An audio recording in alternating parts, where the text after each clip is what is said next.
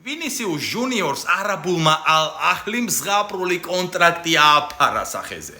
მოდი პროფესორო შინაურულად ვისაუბროთ, არ გვინდა აქ მაღალფარდოვანი ბრტყელი ფრაზები. მოკლედ ვინისიუს ჟუნიორს ისეთ კონტრაქტს თავაზობენ, რომ მსოფლიოს 1-20 ჩემპიონატს დედა ბუდიანად იყიდი. თავისი მწვრთნელებით, თავისი ექიმებით, თავისი ფეხბურთელებით, გულშემატკივრებით, მოედნებით, რა ვიცი, არ ვიცი. ფეხბურთელების ავტომობილებით, ცოლებით.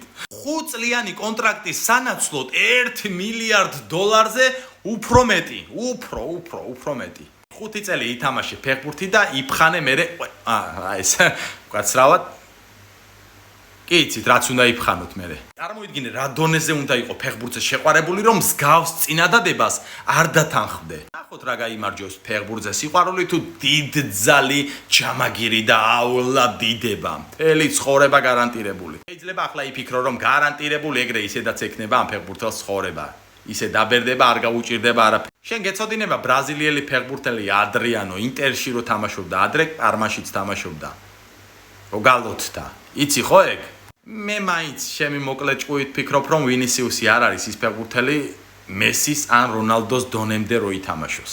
ასე რომ ვინი, მიდი, ჩვენ დროს ძველი გამონათქვამი იყო ესეთი სატვირთო ავტომობილი იყო, ზილი. უბერე ზილივით.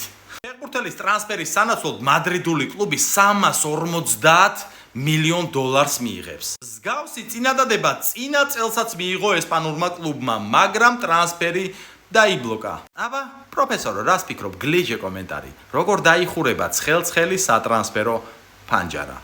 კარიერა თუ ავლადიდება? YouTube-ს კათკათას, YouTube-ს თვალწარმდაც. პროფესორო, ეს არის ჩემი YouTube არხი და ჩემი პატარა სათხოვარი იქნება, რომ იქნებ გამოიდგა. კი, მე შენი დახმარება მართლა მჭირდება. შენს გარეშე ეს არხი საერთოდ არაფერი არ არის.